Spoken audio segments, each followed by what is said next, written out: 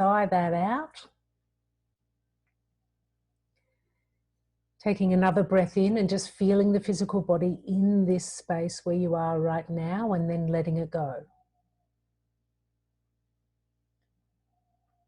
So now just continue to breathe and allow whatever happens to happen. We're not trying to find Zen, we're just grounding.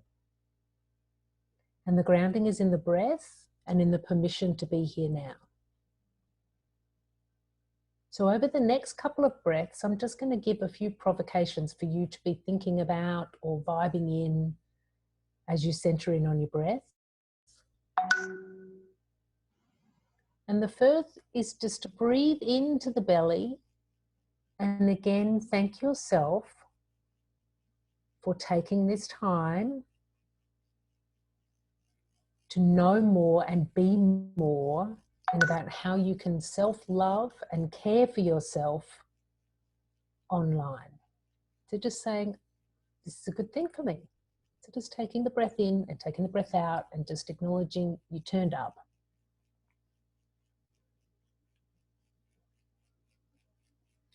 Over the next breath or two, we're going to acknowledge ourselves and we're going to acknowledge our full physical space, the space that we've probably been in all day, because that's what we're all doing these days, and just filling up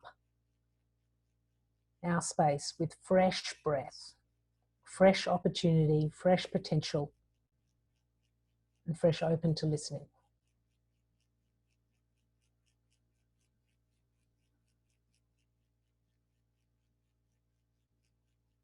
And now our breath is going to leave our place of shelter, and with our breath and our mind's eye, we're going to breathe in the possibilities of all of our connections on this Zoom, and then breathing out all that we may give, and breathing in all that we may receive, with all of us present on this call now.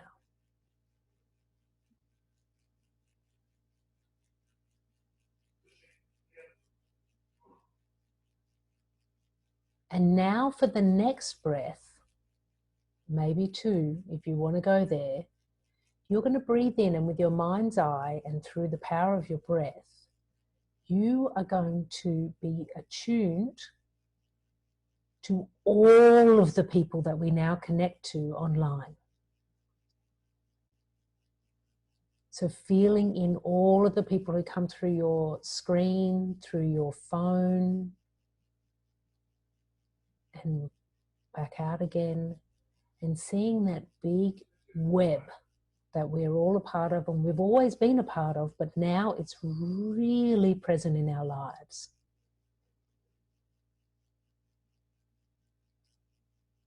And for a last breath, we're just going to give a bit of love to that big wide web. Come back into the room, into the space, into that physical body, where we're going to learn more about the love and the security of that web with our very amazing Jessica Robinson. Well, thank you so much for that, Deborah. Welcome. Elevated circulation to you. Yes. Right now, Fred, you just joined us. Fred, we're having, Deborah, one of our facilitators, just led us in a quick grounding meditation. And we're about to jump into the meat of our conversation. So Fred, if you just want to introduce yourself into the chat, just say your name, where you're from. It's lovely to have you here and joining us for this conversation. So with that, it's my pleasure to introduce Jessica Robinson. Jessica, and here's to you, Jessica Robinson. I have an acute condition called show-tunitis, where I may burst out into song, you know, at the drop of a hat. That's just what happens. That's what's so. It's like musical theater screaming. So Jessica, I'm going to unmute you because currently you're muted. So we can have you there. So this is Jessica Robinson, ladies and gentlemen. Jessica Robinson. Yeah. Hello, everyone. It's a pleasure to be here. Yes, thank you, Eduardo. Thank you, Deborah, for having me. Such an honor. Fred is joining us from Denver. So we have 3 time zones represented on this call, you know, which is great. There's definitely a New York contingency. We have Portland, Oregon, where Kel is joining us from. Fred is joining us from Colorado. And I'm currently in Miami, Florida, at my parents' place in Miami Beach, on the beach, not allowed to get on the beach. They have literally barricaded the beach. You can't get in the water. It just feels like all I want to do is jump in that water, and I can't do it. So first of all, I'm so honored to have you here as a part of this conversation. I met Jessica. I had the privilege of meeting Jessica. She was part of a women's lab at the Center for Social Innovation, and I hosted a workshop on storytelling and was immediately struck by you and your vision. You know, obviously someone who has a very, high scientific, engineering background, mindset, living in this world of cybersecurity, and yet creating a completely different approach to speak about it, which comes from a place of love and creating safety, and was just so immediately moved by that. And then had the privilege of working with you. She participated in our Fearless Force program, which is a program that we do with groups of women, elevating their storytelling and how they show up to speak in their thought leadership. And just have consistently just been in awe of how you show up in the world and your expertise. And Thank you. what I want to say is that, as I was thinking about this specific opportunity to speak with you now about cybersecurity and uncertainty and love, is the ways in which, like looking at Maslow's hierarchy of needs of shelter and food, at the beginning, like that's where all my attention was. Like I was, okay, do we have toilet paper? And I've been away from home for 3 weeks. I'm not going back home. I don't know when I'm going to be back home. That's the truth of my situation right now. And so I finally landed my parents' empty apartment in Miami Beach, went to Trader Joe's, had all my food, got my plantains, which was very important, for myself as a Cuban, had access to plantains, that was very useful. Yes. And like we had talked about having this conversation, and what I realized, what I had given zero attention to, what I had not given any focus to specifically as we're bringing everything online, is how am I protecting myself? How am I creating a container of safety and love around everything that is now a digital asset and everything that is online? And to answer that, the first person and the only person I thought of was you. And I figured that I was not the only person on the planet that was feeling that. So wanted to create this opportunity, to really have this conversation. So with that as a background, I'd love, Jessica, to just, turn it really over to you and really there are enough of us here that we can really have an intimate conversation, which I really love. So would love for you to just kind of, begin like top of mind, where are we? What are you feeling? All that jazz. Yeah, it's interesting. It's definitely an interesting time, and I just want to acknowledge that I understand that people are in different places right now.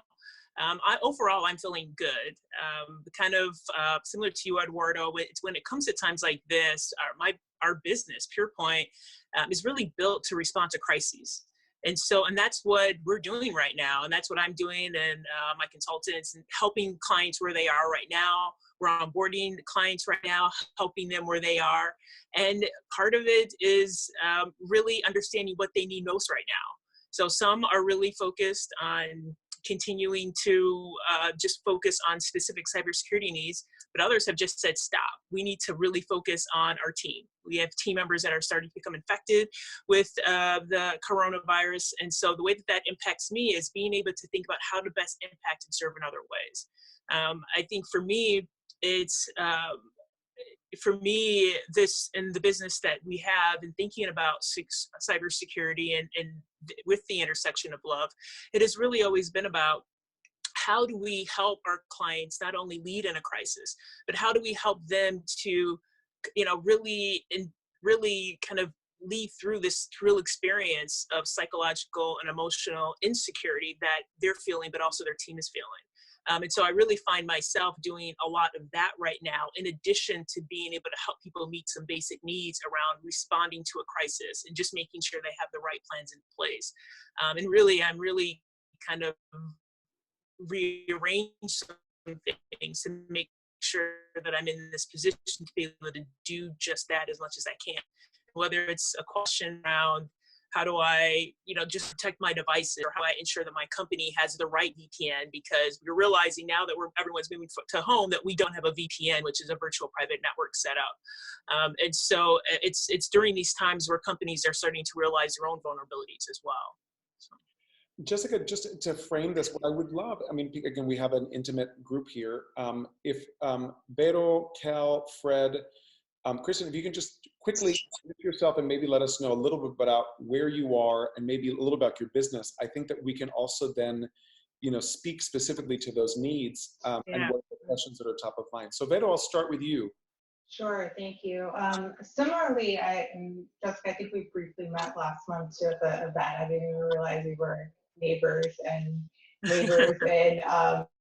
field as well, because I'm actually work for a company.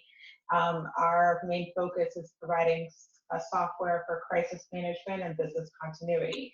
So right now we're also in the same place where we're just trying to help our customers, our emergency managers, not necessarily responsible for cybersecurity, but also work closely with their cybersecurity teams, but are really focused on people, places, and things. And we work with a variety of industries, including healthcare. So we're seeing our customers really activate their plans. We're creating solutions every day. What is the need? Making those adjustments. So we're really interested in joining this conversation. Is like, what else are people not necessarily thinking of that we can better educate them so we can serve them better as well during this pandemic and during this kind of a really unknown time, because every day is changing. Mm-hmm. So we have this gesture we call elevated sparkulation, so we're going to elevate it. Yes to that. Yes. I'm just going to go around and have Kel, Fred, and Kristen also introduce themselves, and I think that we can track. I love what don't we know that we don't know? Like, what are the things that we're not considering that I think people who are in this landscape, perhaps, Jessica, this may be something that you kind of know what that is. How about you, Kel? Okay, hi everybody. So I am an independent contractor. I work in the B Corp community. If you're not familiar with the B Corp community, it's B Corp is a certification. It's a business certification for socially and environmentally responsible businesses. It's an international certification. And one of the companies I'm doing work for actually is a managed cybersecurity company, also woman-owned. So I was super excited. It's very rare to see like women in cybersecurity, especially leaders. So I was super excited to see you and your leadership, and especially your approach of coming at it with love. And so I was just so intrigued to learn more about how you do that and, lift each other up in the sense of, the more women we have in this industry, the better. And, how can we show support to what you're doing, and how can we share best practices and that kind of thing. I'm very new to that. I'm not coming from a tech background. I'm coming from a partnership, community building, and business development background. So thank you for being a leader in this industry, and just kind of want to learn from you. Okay. All right. Great. Thank you. How about you, Fred? Hi, everybody. Really appreciate you having this forum. So basically, I do management consulting work with both business and government clients, and used to traveling to where the client is, especially with a government, just due to security and sensitivity about projects. And so now many of us, to me, are, having to work from home and adapting. And so I'm just really curious, both like Jessica, you mentioned VPNs. And so I have, a basic understanding of decent cybersecurity. And I'm just worrying now, I want to take care of clients where I want to make sure I'm doing what I should be doing on my end to protect information and clients' information, but I also have ways to check with clients who are who I'm engaging with remotely to make sure that they're taking care of things on their end, so that it's mutual security, and wanting to have diplomatic ways of engaging in those conversations and give them practical, so that we have a more secure connection, so to speak. Thanks. Okay. Awesome. Definitely. Sounds great. So we've had Thank a you. couple people more people join us. So Pat Kalfa, it's great to have you. Astha and Christopher, if you can just do me a favor and just introduce yourself briefly in the chat, just say your name, where you're from. We started a conversation. We had some of the people on the call express directly what was top of mind, what had them be here. And I think, Jess, with the three who just shared, I think we have a beginning we responding to that, and then we can, continue out to some of the other people. Okay. I know that Lori also posted. Kristen, I'm also curious about your perspective specifically in real estate. Jessica, what did you hear? What were some things that emerged that you immediately felt called to respond to? Yeah, so just in response to the first question around dealing with kind of responding to what we don't know yet, is I think that this is such an interesting time and a surprising time for so many. I'm sure maybe with you and some of the people that you're working with as well, is that even if they have crisis response plans, business continuity plans, people don't always consider a pandemic. And even if they do consider a pandemic, odds are if they practice any type of crisis scenario, it has not been a pandemic. So I think that everyone across the board is just in a little bit of kind of, I don't want to use the word shock, but they're just kind of really thinking through a lot about what is it that they really can be doing, and making sure that everything that they need is taken care of for their teams. I think the biggest surprise right now is the length of time that everyone, right, most people in an organization is working at home. And I think what will probably continue to be maybe a surprise for people is maybe how long this will take, how long this will be. And with that comes inherent vulnerabilities. So we could, there's been different reports around even thinking about biometrics as a form of security. Well, if you're using biometrics at home for work, but your child has similar features to you, then they can have access to data, or they can authenticate. And I think that that is just kind of a small example of some of the challenges when working from home, and particularly depending on the type of data that you're interacting with. But right now, one of the biggest concerns that we've seen with COVID-19 are different types of phishing attacks. And I think that, if anything, that seems more than ransomware right now or anything else to be a kind of a form of successful type of cybersecurity attack, because people are in a different emotional state right now. People, yes, they may be thinking about work, but they're also thinking about their family. They're thinking about home. They're fearful. And the truth is that we also respond to fear in different ways. I've been able to see different responses from my own friends on Facebook, and some people are really, really having a challenging time with what's going on, not understanding everything or how to truly protect themselves, because the information continues to change all the time. And I think that when our mindset and our emotional state are like that, then a lot of times we're not always going, oh, should I click on this link? Oh, did I back up my data? Oh, am I ensuring that my VPN is actually connected and working right now? And I think that those are some of the things that are going to be challenging for both large companies and small companies. Kind of these little habits that we've started to really teach our teams and behaviors to develop are probably going to start to go by the wayside. And I think, if anything, it's those small things, but they add up when multiple people in an organization are starting to do it. And it's particularly if it's over a long period of time. So I would say that that's one of the biggest challenges, I would say. And then I would say, and just kind of maybe responding to another question, I would go, if we were to either Fred, your question, or go over to your question that you asked about best practices and just kind of learning right now about what's going on, and best practices and thinking about the connection of cybersecurity and love. And for me, thinking about this really came from multiple different ways. But one is, when this company was started, we started with a framework of not just thinking about cybersecurity as how we would implement it, But we started with 9 guideposts for how we would help lead our teams and our clients in a crisis.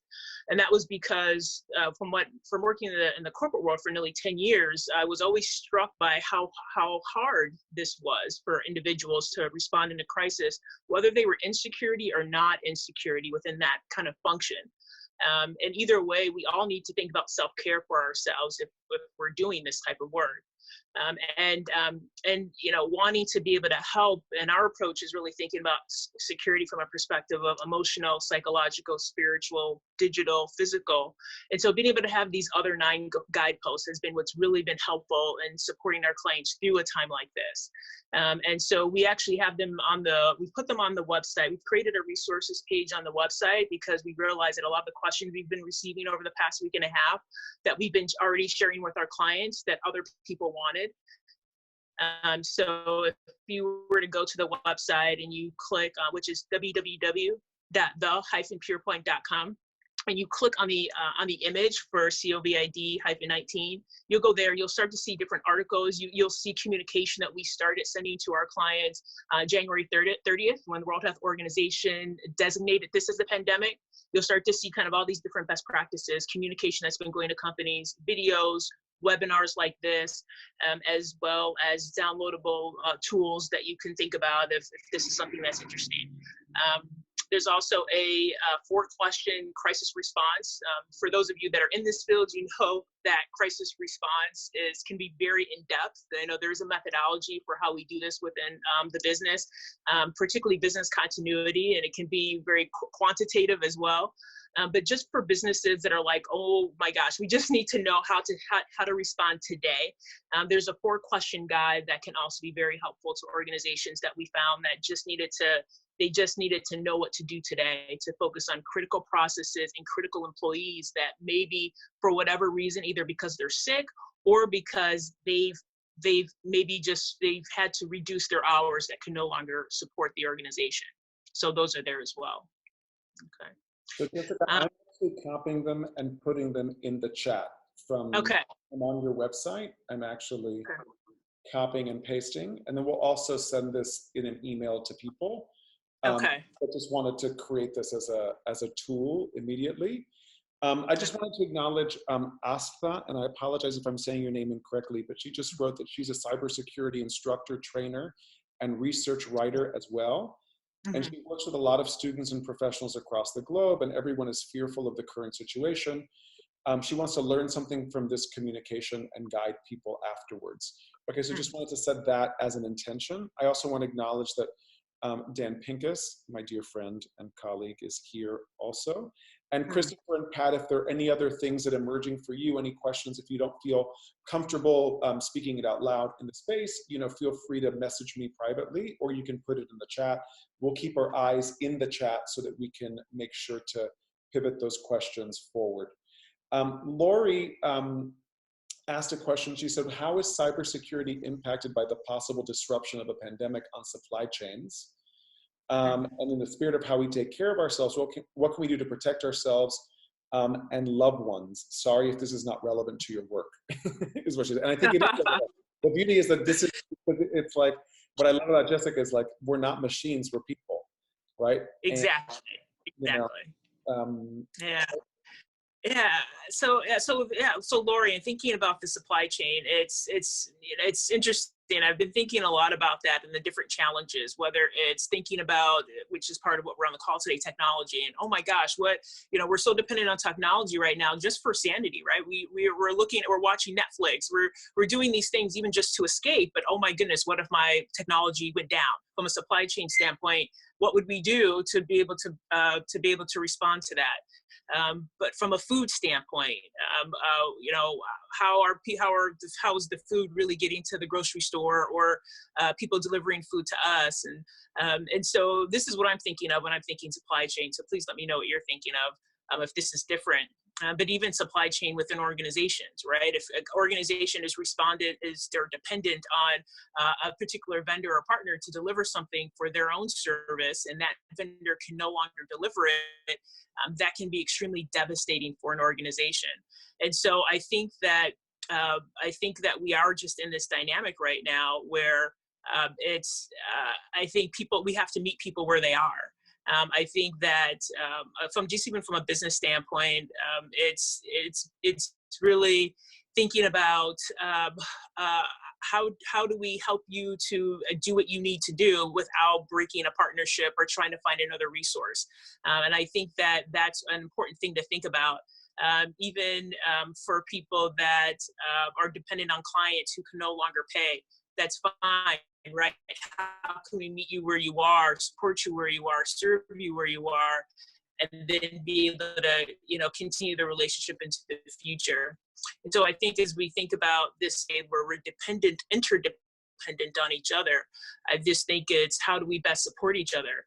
And if we think about that in terms of our families, I would say it's the same way, but it's also about how do we do this psychologically and emotionally, and how do we spiritually, because there are people that are really struggling, and people respond to fear and anxiety very differently. So whether it's people that are on different types of medical medication for diabetes or anything else that somehow can no longer get it, they have an autoimmune disease or concern that they maybe can no longer have access to that information, that medication, because it's being used to support patients that are infected with the coronavirus. I mean, there's so many different things that are going on that can be impacting not only supply chain, but also our ability to take care of and protect ourselves in multiple different ways. And so I find that the best way that if we can just create safe spaces for each other and meet people where they are, and really think about it from that standpoint, I find that if we could just welcome that and open that space, that's really the best thing that we can do for everyone right now. Jessica, there were 3 questions that you posed that I would like yes, and more yes. The first one is, what are our possible cybersecurity threats? And what should we be concerned about? Like, in your expertise, like looking at the landscape, like in the world that you operate in, like, because I think there's a lot of fake news. There's a lot of, rumor mills, everyone's an expert on Twitter. Everyone's a thought leader on Instagram. Right. Just because you're an influencer doesn't mean that you actually know what you're talking about, right? That's exactly it. Yeah. Like, you look really great and you're really advertising this beautifully, but I don't want you to be talking to me about, my cybersecurity threats, right? So as someone who is an expert in this, like, what are the possible threats that you can see from your expertise today, right now? And what should we be concerned about? Okay. Yeah. And Fred, this will also go to the question that you asked as well. So I would say the biggest threats right now by far are one, spear phishing. These are active campaigns that are taking place. We have seen people receiving emails from what appear to be the World Health Organization, but it's not. And people are clicking on the links. We are seeing. Sorry, can you define some of these things? Because, like, I have no idea what spear phishing is. Like, Sure. I think there is a certain level of expertise for some of the people that are on the call, and there's some of us that are like, I have no idea what that even is. Yeah, I see Deborah right now too. Yes. Or whatever, and previously, and I think that's the image capture stuff. And if your child looks like you, then they may be able to get your information. Like, so that was what I was piecing together. But if you can do a little bit of defining of these terms, I think that would be really useful. Definitely. So a phishing attack would be, particularly in this case that we're talking about, is when you receive an email from a trusted source. And so initially you would think, well, why wouldn't I download this attachment? Or why wouldn't I click on this link? But you want to look closer, because what they're doing is, it's literally they're sending you an email from a trusted source because they believe that you would be willing to do this, the person on the other side, the attacker. And so you want to look at email addresses to really confirm, is this coming from the right email address? So people receive emails from Apple. But if you were to look at the email address, because Apple really doesn't send emails, so that would be one red flag. But the second thing would be if it said from so at appli.com, right? That's not how we would spell Apple. So it's looking at those little things that go, wait a minute, that doesn't make sense. And you want to just do look at that. You maybe want to just kind of hover over the link before you click on it to see what the actual hyperlink address is. So you could see, does this even seem like a valid link? And the most important thing to do, particularly if you were to receive an invoice during this time, is before you would even consider paying an invoice, is to call the person who you believe sent it to validate whether they actually sent you that email to pay something. That's one of the biggest, I think, really the biggest concerns and the biggest fears right now for businesses and also for employees as we're kind of going through this time is not really paying attention to these things, but just trying to hurry up and do and complete something so we can go complete another task. So just, I want to acknowledge that I've gotten at least 5 or 6 emails that are requests for invoices, like in my business account, and I'm just like, I have no idea who this person is. This is a no. Right. Yes. You know, but it's just interesting how all of a sudden these things start creeping and emerging. So, Deborah, it seems like you... Yeah, I just want to ask a question. So I haven't been receiving emails, but I've been receiving a lot of text messages saying, oh, we forgot to pay you back, or you've won, or whatever. Right. And what I've been doing is just going through blocking that caller and then deleting message. Yeah. Is that how I keep myself safe? Is that all I need to do? I would say yes, that's great. You definitely want to block them. So glad that you're blocking them on text and blocking those phone calls because they will just keep coming. They'll keep coming and they're annoying. And then, you know, at some point, if they, you know, catch someone at the right time, they can be very, they can cause a lot of anxiety for people, depending on exactly what they're saying to the individual. So in some cases, you may have someone saying you owe someone money when you actually don't. And just even for someone to have to deal with that right now would just be so much added anxiety and stress. So very, very important. So phishing is number 1. It seems like Asta, am I saying your name correctly?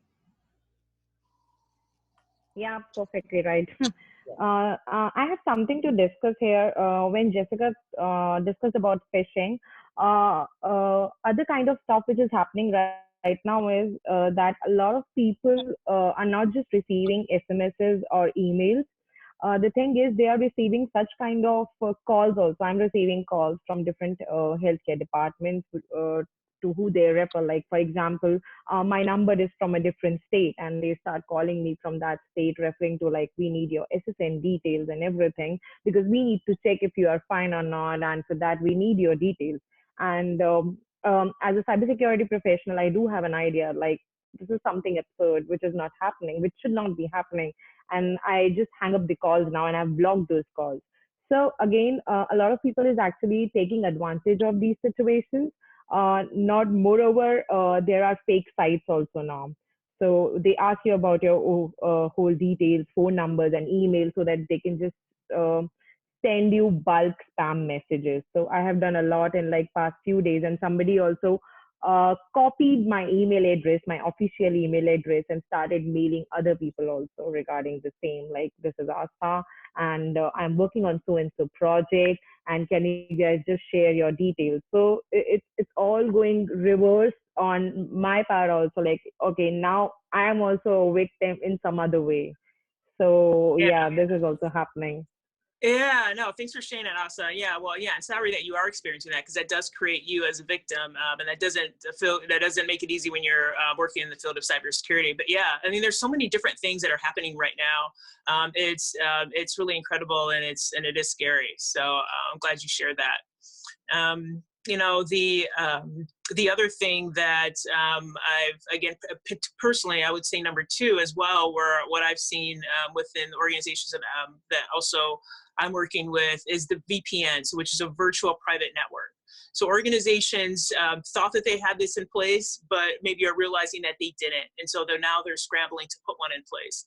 But the great thing is about this is whether you're an organization or whether you're an individual, you can have a virtual VPN. So you definitely want to make sure that you do this. You could purchase one from CyberGhost, which is a provider. You could use Bitdefender. You can use McAfee, whatever it is. you do want to make sure that your connection to your Wi-Fi is secure. That's something that also working from home increases vulnerabilities for, particularly if you work for an organization where you're not signing into their intranet, meaning their own network that's secure. And if this also works or is in place for companies that have a policy or don't have a policy, but their employees are bringing their devices to about as well. So I would say that would be number two. And then Fred, to your question, there are also a couple of other things that it seemed like that you were interested in or getting at. And I would say, you know, making sure that people's anti-malware is up to date. So whether it's within an organization and their network, I mean, it's being able to detect these types of things as they happen. And anti-malware, particularly on your email. So some of the things that whether it's an email that's coming through, will be able to help detect if there is an attachment that has any malware attached to it. It could be able to help red flag a phishing email, things like that. So having that could be helpful. And then if I would say anything else that would be probably most important right now is backing up your data. Like you absolutely want to be backing up your data. And people may be working on different devices right now. People may be using their phone or their iPad more, but whatever it is, backing those up is important, particularly whether if you're backing them up to the cloud, then if your company is using that, then you'll be able to access that on multiple different devices. But if for whatever reason you're saving anything to kind of a local drive, then having a backup for that right now is really, really important. And I'm seeing more companies or even more individuals seeing this as an opportunity and not really ensuring that backup is happening. Because again, at the end of the day, we've kind of lost our privileges to go outside and to walk around right now and to kind of live life. If you lose your technology privileges or you lose your data privileges and being able to access your data, how would that impact your life right now? So, I'm wondering, Jessica, do you recommend to have some type of physical, like I feel like there are all these opportunities to store things in the cloud. Do you recommend to have something that's also like tangible and physical in your home that also backs up at the same time? Or at this point, do you recommend having it just the cloud stuff suffices, but having it in multiple spaces? I would say both. It's an and conversation. I would suggest having backup on a hard drive, on an external drive in your home. I would also recommend backup to the cloud. And I think for backup to the cloud is important because let's say for whatever reason your laptop does go down. Right now you can't go out to have it fixed, or there's some sort of issue with it. But if you're connected on your iPhone, at least on your phone, whatever type of phone that you have, you can at least start to connect to that data. I think what would be just a complete, just kind of showstopper right now is if an organization or an individual needed to have access to data to support a client, to even just access their own health information that they've maybe stored. And for whatever reason, they can't access it because it was locally on their laptop and now they can't access it. And so I think that there are multiple dangers of this. And so just having backups, and I'm someone, I think I do support people using the cloud. But it needs to be secure. But I think the most important thing is if you have it, if you're using, I would say right now for our purposes, for having a strong password that you're using for whatever your cloud source is, then you're okay for right now. But just as long as you're backing it up, your data. Eduardo? Yeah. Hi, how are you? It's Pat Calfa. Hello, Pat Calfa. Hi. It's so great to see you. You too. So my question is, I am looking to do classes online. And most of the people, I have my clients because everything is closed right now. And so I'm looking at some of the people that I work with as seniors, and they're so petrified of going online because of all the things that they've heard. And then for me to do these classes, how I need to find out information about them. So I'm looking at to see what are the things that I could do to take care of my business online and for them to be safe also. Yes, yes. So your two-part question. You're thinking about taking cybersecurity classes for yourself just so that you feel more comfortable with cybersecurity overall. And then the other question was how to help seniors feel more comfortable being online. Is that correct? And my clients, in my clients. And your clients. Yes. Mm-hmm. Okay. Yeah. So for the first question that you have around taking classes, I think now we live in an environment where cybersecurity is so it is so pervasive in our society. It's everywhere. Every business needs it. Every individual needs it, whether they think they do or not. That is the reality.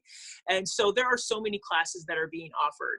I think that, and what we can do is we can put my email in the chat and you and I can talk about this, because what would be important would be what's most important for you to learn around this. And then I would say what's most important that your clients learn. So I'd be curious to learn more about your industry, kind of what your main concerns are, and then that can probably help make sure that that you take the right cybersecurity course. I actually have this conversation with multiple people, individuals that are either on the business side, just wanting to know more information, and cybersecurity practitioners that want to do more and want to get another degree or get another certificate. And so we have this conversation a lot about, well, what really is it that you're looking to do? And so I think that can be a longer conversation, but would love to have it with you, because just the fact that you're interested in learning more, I think is huge. And then as far as I would say seniors wanting to get online, I think that taking time to teach them, I think is important, and it's not scary. I think that, but we do want to make sure that we're doing the right things. And so developing the right behaviors early on is really important. So let's just say that someone has a phone and they just are using, let's say, WhatsApp or Facebook to connect to family right now. That's where they can receive a lot of updates. Then we would just want to make sure that whoever is helping to set up that account with them, that they have helped them to ensure that they have set privacy and security settings for Facebook, that they have set any they've decided around how many photos or what type of photos that this person would be comfortable sharing. They've decided on kind of what it is that they also want to share. And do they actually want to share information, or do they want to comment? And so I think that really how people want to be using this, and particularly older people that may not feel comfortable with technology, I think that can just be a great thing. I think, and one of the things that I think is important is that we're all in this together. No one should, particularly in dealing and working with elderly individuals, they definitely shouldn't be left to even try to figure this out on their own. So how can someone in their family help them to feel more comfortable and help them to do some of these basic things that odds are it's possible that someone in their family has already done. They may or may not have done the privacy and security settings, but that's really an important thing to do. But that's what I would suggest. I do suggest it's like the buddy system. Who's with this person to be able to help them answer their questions and then be able to support them along the way. And a lot of times what I see is it's a grandchild. I was on TikTok the other day and just saw this kind of really amazing duel of a grandmother and a granddaughter doing this amazing dance. But they were having so much fun. It was so great. And here they are on, experiencing technology together, having a lot of fun. They're quarantined together. And it was just really beautiful to see. And I think really thinking about it in that way, I think is really important. So I hope that's helpful. Thank you. Jessica, there's a question here from Dan. Are cloud-based password managers like iCloud keychains secure, or are they a terrible idea?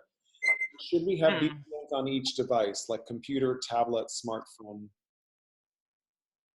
Okay. Should we, I'm saying you cut out just a little bit for the last question. Should we have what on each device? We have VPNs on each device. Yeah. Each device. Yes. Oh, yes. So yes, I would say each device should have a VPN. And so the thing is when you purchase a VPN, so I've used a number of different ones, whether it's ExpressVPN, whether it's CyberGhost, McAfee. When you, and I like to try different ones for my own experience, so I can talk about it, and I also get an idea of the different services that people provide. But when you do this, it actually allows you to support multiple devices. So I would definitely suggest that you, there's a package a lot of times to support up to 3 or 5 devices. I would definitely suggest that you do that. Take that package and then add it to all of those devices. Sometimes a challenge with VPN is depending on exactly how you're using your laptop that day. Sometimes videos don't always come through. Sometimes for Zoom, I've had to disable a VPN just to be able to get on Zoom. But those are things that you'll start to learn, and you'll be able to know, okay, when you maybe are having some sort of issue with something, when it's the VPN, when you'll have to disable it just to be able to do that, particular thing, but then you'll always want to enable it again. That's a really important thing about VPN. Yeah. I'll just ask. And then, if you're on a password protected home network. How to protect the home network? Is it important to have a VPN if you're on a password protected home network? I would say yes. I would say it's still good to have a VPN. And if your home network is password protected, you're comfortable that your router is secure. I would say that's great. And I would say it's thinking about cybersecurity is really you want to think about what we call them are controls. You want to think about it as an interdisciplinary or kind of a multiple approaches to supporting security. So even if you have a password on your network, that's great. And I would say that's definitely the first step. But then the next thing was you would want to definitely have some sort of VPN. But obviously, let's say you're on a public network, VPNs I would say are absolutely mandatory for that, because on a public network you wouldn't have a password. But still adding VPN to a password protected Wi-Fi is still very important. And just for my ignorance, what does VPN stand for? I feel like it's like a very protected network. Virtual private network. So yes. It's also a very virtual private network. Very protected network. Then you need a VPN, a virtual. Yeah. Yeah. So. And then, Jessica, you said, what's the impact? Like, look at you. So the last question you framed were how not taking the right measures could cause severe cash flow issues and impact our quality of life. So, like, what are the implications of us not taking these actions, like from your perspective in this conversation? And I don't want to end on Debbie Downer, but Yeah, no. I think this is really important for people, particularly because I work with businesses that are anywhere between maybe on average between, let's say, 10 million all the way up to, I would say, 200 million, 250 million in total revenue. And so they vary in terms of complexity. But one of the challenges that ultimately happens, I find in working with companies that aren't necessarily or it could be in a situation like this, is where we realize we have a vulnerability, but we don't want to address it because we're concerned about maybe the fact that we are now working from home and the team has to adjust to that, or we're concerned about the fact that we don't have the same amount of cash flow coming in, and so we don't want to do something about it. The truth is that everything in cybersecurity doesn't have to be very expensive, but as a business owner, you do want to take action. And so something that can be a challenge for a business owner right now is if they decide to not get on a virtual network, they decide to not talk to their team about clicking on potential phishing emails or links. They decide to not make sure that their data is being backed up during this time. And they're not thinking about continuity of the business. And now all of a sudden, maybe they do experience some sort of cyber attack. They do experience some sort of ransomware attack. And believe me, just with doing this work, it always happens at the worst time, at the most inopportune time. And it's one of those things where you can plan for it because we have plans in place for it, but can you always plan for exactly when it's going to happen on that Friday afternoon when you're ready to go to the beach, or during this pandemic where everything seems to be going just, bananas, and you're not sure what next week is going to look like. And so I think really this is really just what it means, to be honest, to be a CEO in 2020. The job is not getting easier, it's getting harder, whether you're thinking about the globalization, other global threats, you're thinking about sustainability of the organization, the environment, and your impact on the environment. And you have to be thinking about cybersecurity. And so at the end of the day, companies will have a breach. And if you haven't experienced one, or if you don't think you have, it's probably just because you don't know it. And the truth is that it's always hardest on the smaller companies. I was working with a company actually in real estate a couple of years ago, and they had a real estate transaction where they were sending it through email, this particular agreement that had bank account information in it. The email was not secure. And so it was intercepted. It went to China from what they could see. And then when it came back, the last two digits of the bank account number were inverted. And so they took the transaction. And then by the time the real estate company tried to take that transaction, the money was gone. So the question is, okay, how do we support the person who was actually making the down payment on this property that they were purchasing, and then what happens with the real estate company?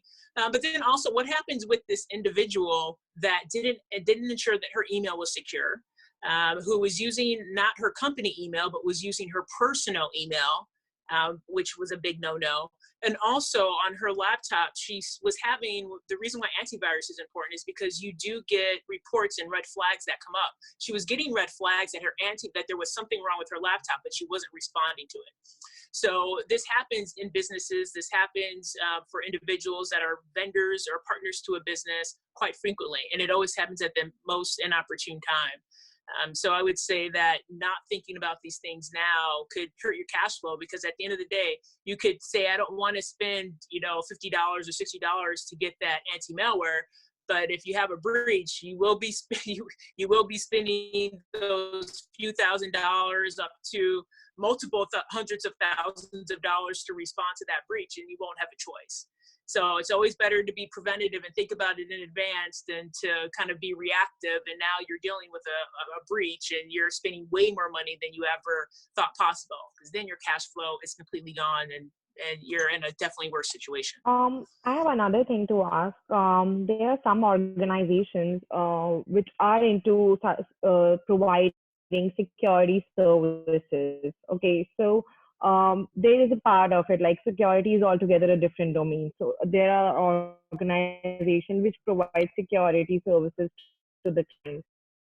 So I was working with one of the companies. They were like 50 people, and they were providing identity and access management services to their clients.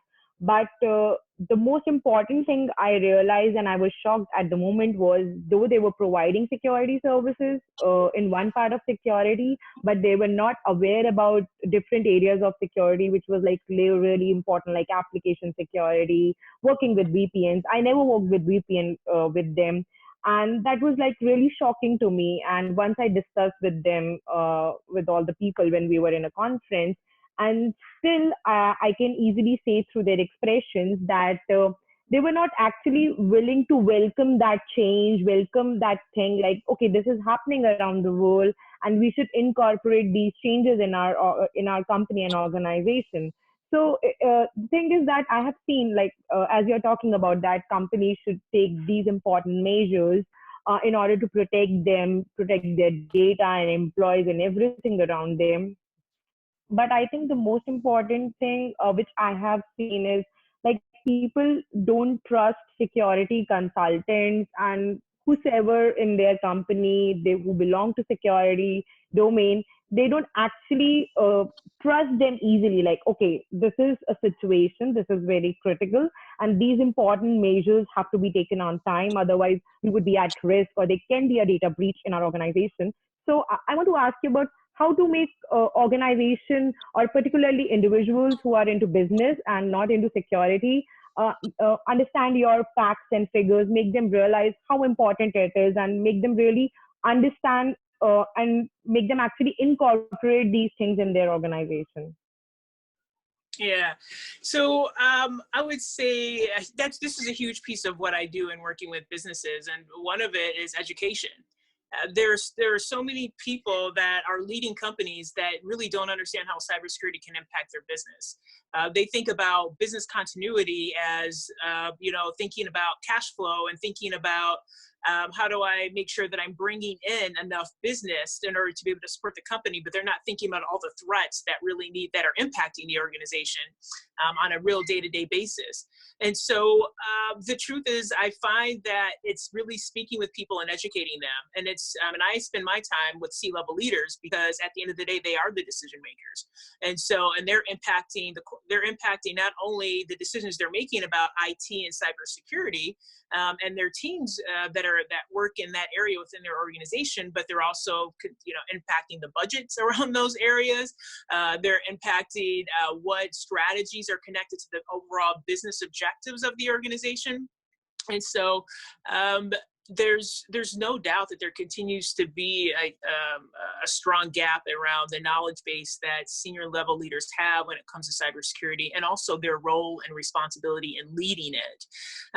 So we know that federal government, so whether it's the SEC or the FTC, are putting more stronger expectations around C-level leaders and the board to ensure that they are aware of what their own responsibilities are around it. Some people aren't aware of this, and obviously this is more for larger organizations, but it also does apply to some of the smaller organizations as well, particularly depending on what industries that you're in. I'll just quickly say that right now we're seeing which organizations are really part of critical infrastructure or not within, right? So technology and communications, healthcare. We're seeing grocery stores that are obviously still up and active, supply chains around food. All of these areas are these active places that are so important and that are really helping our communities to thrive right now and just survive. And so if one of them were to go down because of some sort of incident, some sort of cyber incident, then it would be really devastating. And so helping C-level leaders to really understand how this impacts them is important. It's not easy. I've gotten into really difficult and challenging organizations with a lot of senior level leaders, but I consider that my job is to have those conversations and to at the end of the day and with them. And the truth is, change is hard. Change is hard. And a lot of people sadly still will have to wait until they experience a cyber breach or a data breach before they actually start to change their own behaviors around cybersecurity. So Jessica, I just want to acknowledge that we're wrapping up. We're nearing the end of our time together. I really feel like it's the tip of the iceberg, and this conversation has been so rich. And I just feel like definitely what I'm doing is I'm going to get a VPN. I have no idea what that is. I'm going to get a VPN. That's where it begins. Yes. I'm going to get a VPN. I'm going to get many VPNs. I'm going to invest in VPNs. I'm going to do all the VPNs. Yes. Yes. There's a very quick question that I want to just acknowledge really quickly that I think may have a quick answer. And then I would love to just do a quick little wrap up at the end. We missed the first part of Dan's question, which is, are cloud-based password managers secure or a terrible idea? Okay. Yeah. So for example, LastPass, 1Password, they are secure. They are secure. Now, is it possible that they could have a breach? Sure. I think any organization right now can have a breach. And I believe LastPass, for example, has already stated that they have had one. The way that they store their data through data segmentation really allows for, if there is an incident, that the least amount of data is impacted. And so I am a supporter of it. I encourage all of my clients to use some sort of password manager to be able to support the multiple different passwords that they have. And I do think that it's important to do. So yes. Okay, great. That was a quick answer. Love it. So I'm putting Jessica's email in the chat. It's jessica@purepoint-international.com. So if you have any questions, you can feel free to reach out to her. We'll follow up with an email that will have the links to the crisis response, also the 9 points you know, we'll add that into the email that we'll send out to everyone, so you have those as resources and they can continue the conversation with you. I wanted to also share that, that we will be doing these Fearless Chats going forward on Tuesdays and Thursdays every week at 5 p.m. Next week, I'm really excited. We have 2 people from our community. One is Allison Davis. She's a sales coach, and she talks about sales from a very heart-centered place. And how do we sell in times of uncertainty, in times of crisis? So that's the conversation for next Tuesday.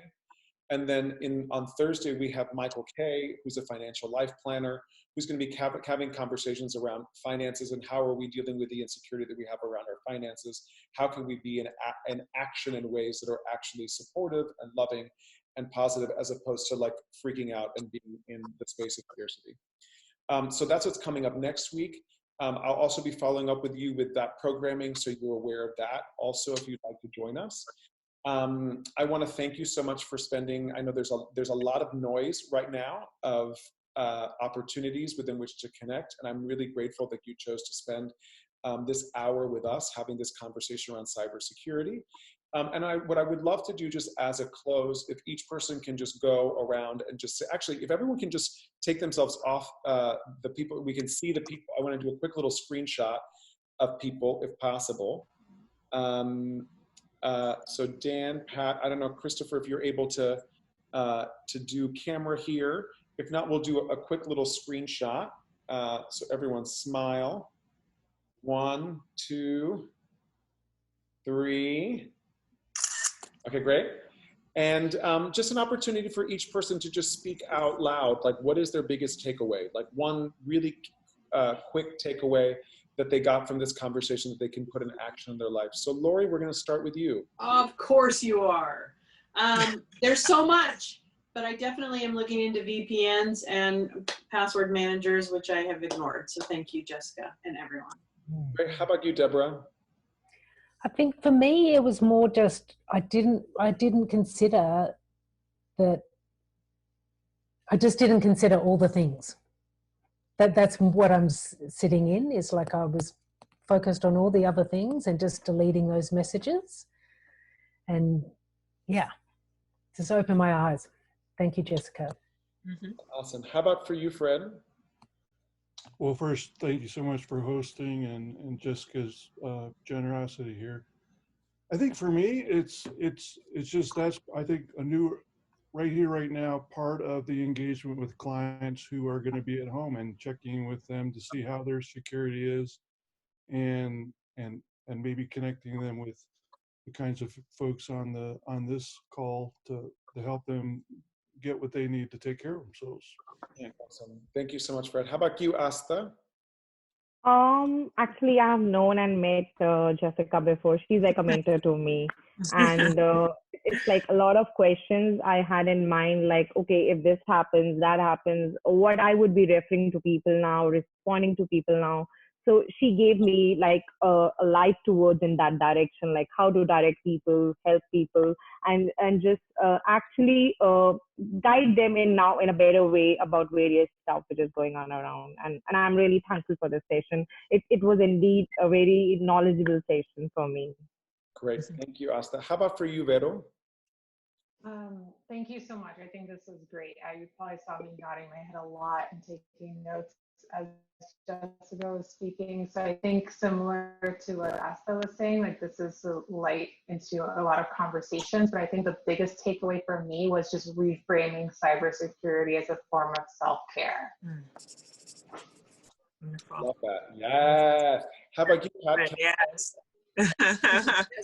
For me, it's great because I can actually teach some of the people that the seniors, they're so afraid of being on the phone, and you know, how to keep them safe, because they get so much information that they don't even know how to, you know, recognize when there's a phishing or not, you know. So it's, I get so much of it too, and so this is very informative. Thank you. And Pat, I just want to acknowledge you because I know you're on the front line. I think Pat does physical work with seniors, you know, exercise, and knowing that one, it's a vulnerable community, you know, and two, you know, they're definitely practicing social distancing right now because of what that is. And talk about the want and the need and desire for connection. So I just see you as a force of light, Pat, right now in that world. And I just acknowledge you for being on this call and just really getting that you can be, you can do TikTok videos with them. I'm going to figure it out. And kind of be that bridge to build them around that. So that's really beautiful. So what's happening right now is that there are classes for seniors, and that's their social connectedness. And now that they're all closed, it's like they're home by themselves, you know? So it is a form of connection. So I'm trying to figure out how to put it together, and we're starting a class online, and at the same time, they're afraid. So yeah. I really got it. Awesome. Thank you. So great to see you. Thank you for being on the front line of that. How about you, Chris? Anything for Christopher? Anything for you? What is your big takeaway from this call?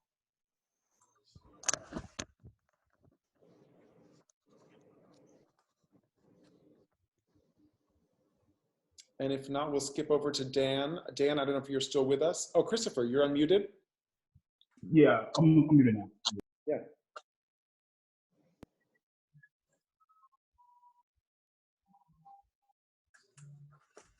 Any takeaway? What is your big takeaway?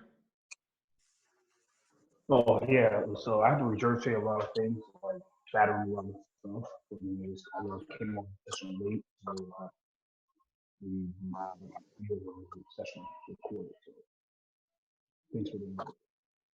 Thank you, Christopher. It was a little muted, but we're going to take whatever you said as an acknowledgement. Say thank you.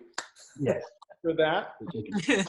And with that, Jessica, anything to wrap us up? Anything that you want to say here at the end?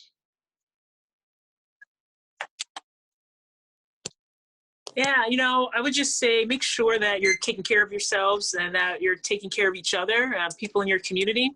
And just, you know, during this time, though it's scary and not everyone thinks about cybersecurity and kind of the things that we've talked about tonight within their own personal lives or their business lives, but do look at this as a way to practice situational awareness for yourself, and that it is a form of self-care. I mean, it is a form of like self-defense, right? If a woman is going to take a self-defense class so she can feel more confident, then why wouldn't she take a self-defense class about how to be safe online too? So just look at it that way, as this is just really about how to protect yourself, and it's just adding more tools to your toolbox. Love it. Thank you so much. We're going to elevate it, sparkle at you. Yeah. Thank you. Until the next time we always end our conversations by remembering to fear less, speak free, and love more. So thank you so much. Till the next time. Bye. Thank you. Thank you so much for having me. Bye. Thank you. Bye-bye. Bye.